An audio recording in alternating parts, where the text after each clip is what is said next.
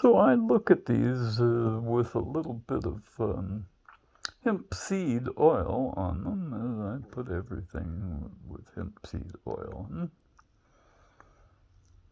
And these are Ethiopian knobbies, like you get out of Lightning Ridge, but these are a little bigger.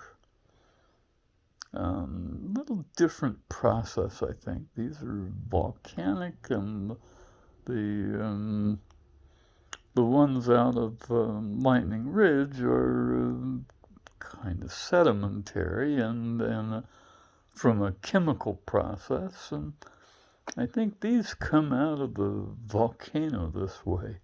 They get blown out like volcanic ash. Anyway, these are nice ones, man.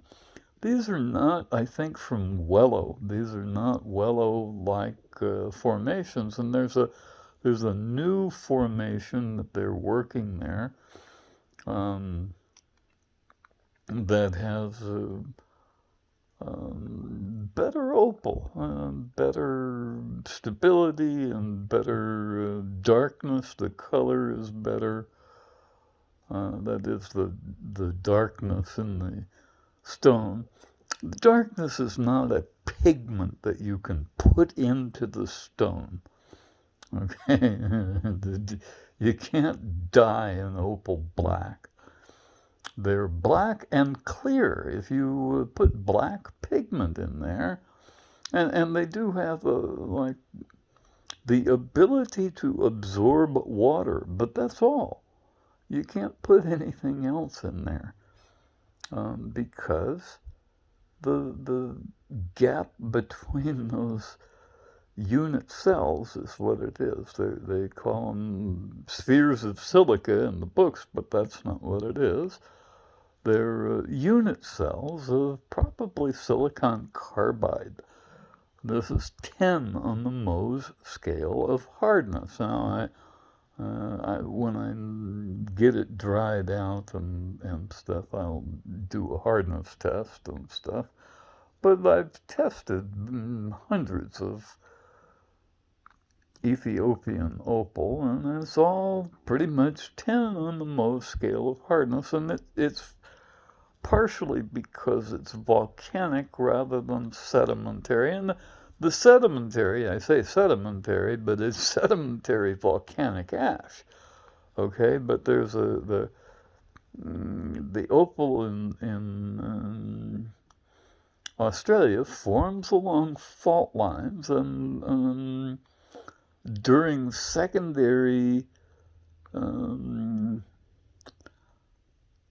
volcanic activity, after the volcanic ash got laid down, there's a chemical reaction that happens that brings about an opal that is 5.5 on the Mohs scale of hardness. There's a similar opal in Indonesia, but it's generally wood opal, a fossil rather than knobbies like this. They'd have a knobby variety too that they call calamaya. Very good opal, very, very good opal, very stable, nice to work with.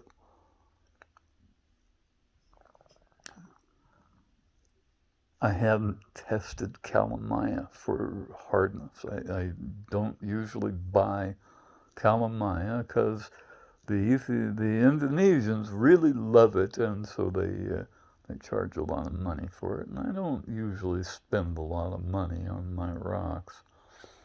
I mean, I buy nice ones, but I buy them cheap. These were not cheap. These were pretty expensive for my budget. This one was $100. $100. It's 36 carats, or I don't know, maybe more than that.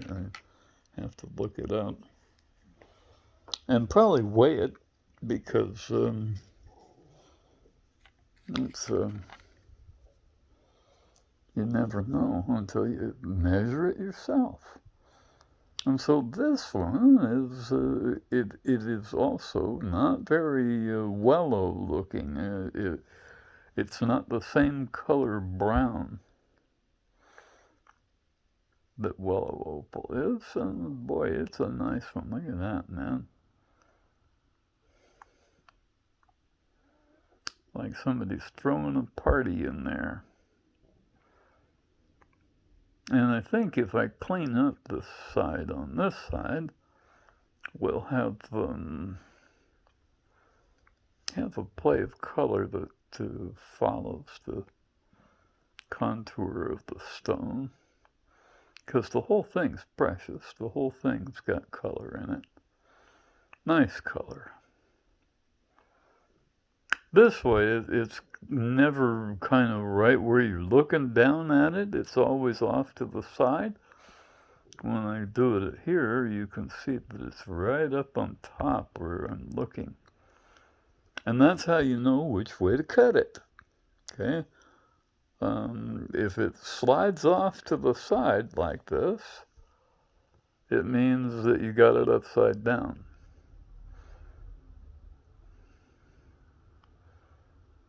But, you know, when I get the other side smoothed off, we'll see. We will see. We got little dog hairs on it. And of course, hemp seed oil. It's at my house. Everything's got hemp seed oil on it. Boy, that's a nice one, huh? Wowie, man. All right, so here's another nice one.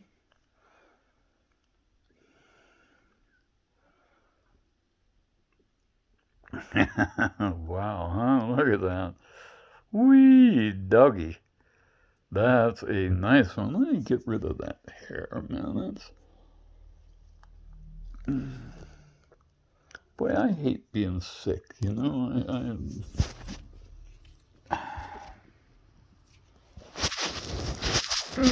Jesus Christ.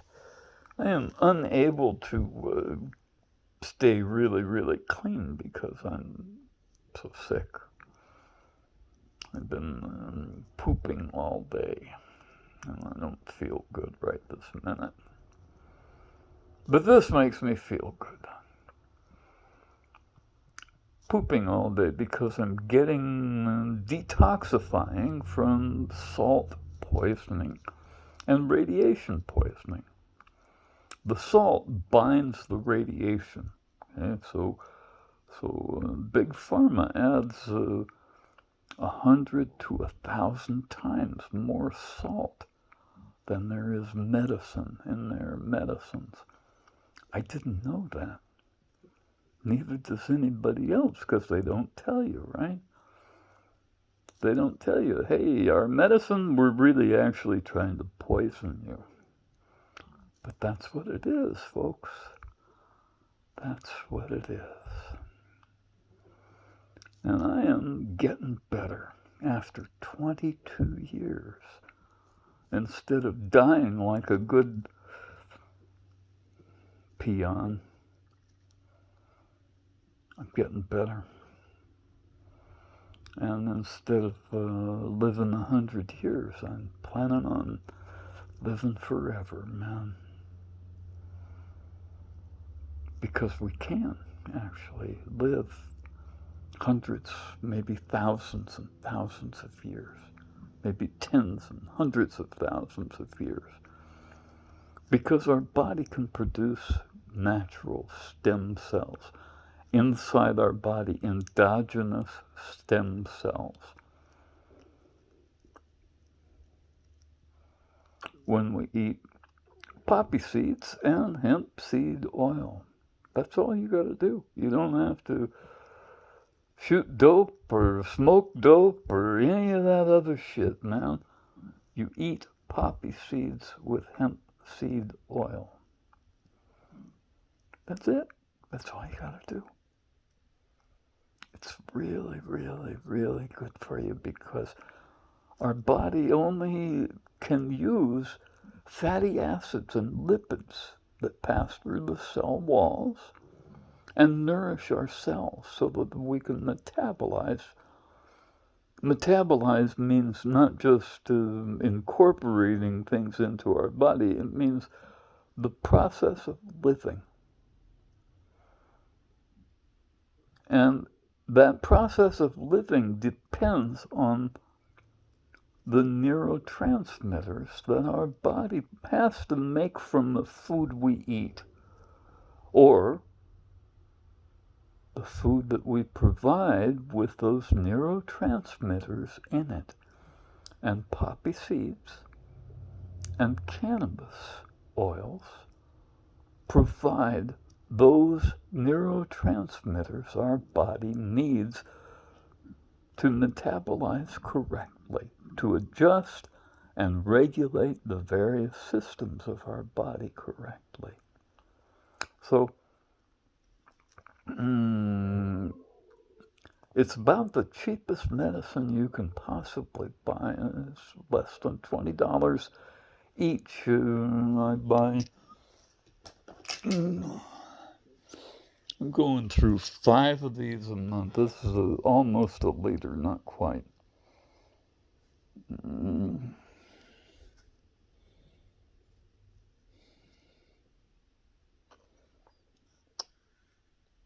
It's 5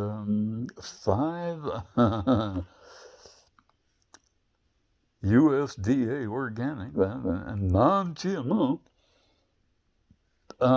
And I think these are out of Canada, actually. And I talked to a guy a long time ago, and he says, well, yeah, it's a superfood. And I thought, what kind of snake oil that is, right? Except it's not. It has all of the nutrients our body requires to live, all of them. And when we add the poppy seeds, we get the nociceptin that only is found in poppy seeds. And nociceptin allows a standing magnetic field between each point in our body and our brain. Full time. They're not dynamic, they don't change, they grow with us from gestation. And the gap between nerve cells must be bridged by neurotransmitters, or it doesn't work.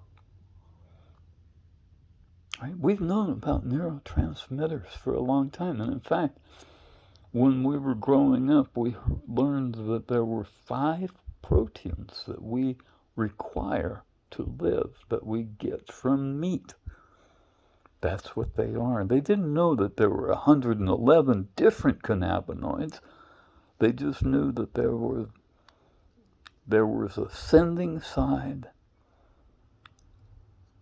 with cannabinoids and a receiving side with what Big Pharma lovingly calls opioids, but they're the alkaloids of papaver somniferum and all the other alkaloids that are out there.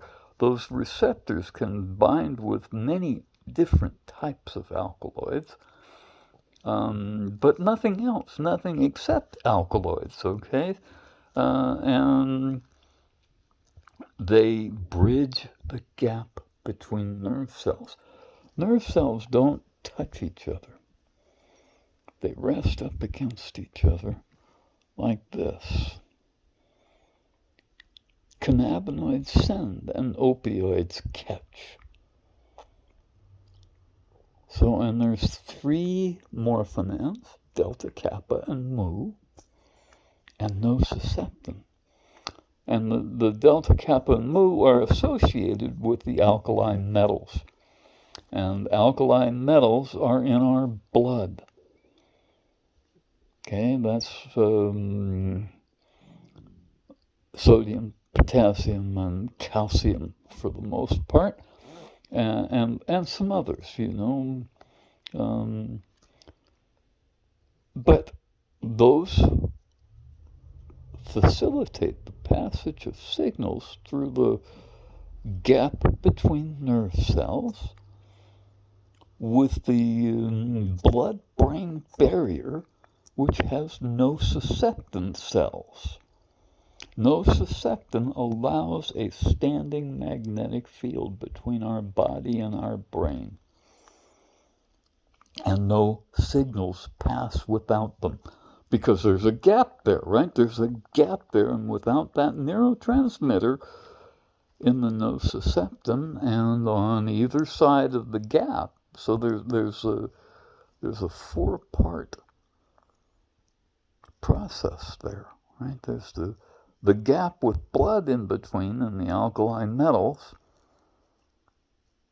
and there's nociceptin cells that surround the thing. It's a sheath that goes around each nerve fiber. And those nociceptin cells have the receptors that bind alkaloids. And they bind so that signal can pass from each part of our body to our brain. And it's staggered, right? So that there's a cannabinoid sending and an opioid catching on the way up. Cannabinoid, opioid. Well, they can use the same cells coming down. Cannabinoid, opioid, cannabinoid, opioid. And that's because they're staggered, right? It went up one set of steps and coming down the other set of steps, going back.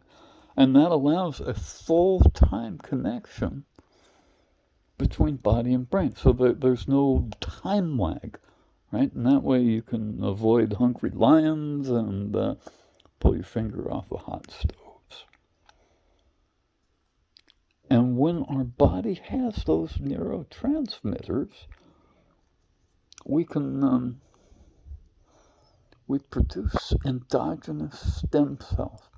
See that little white part there?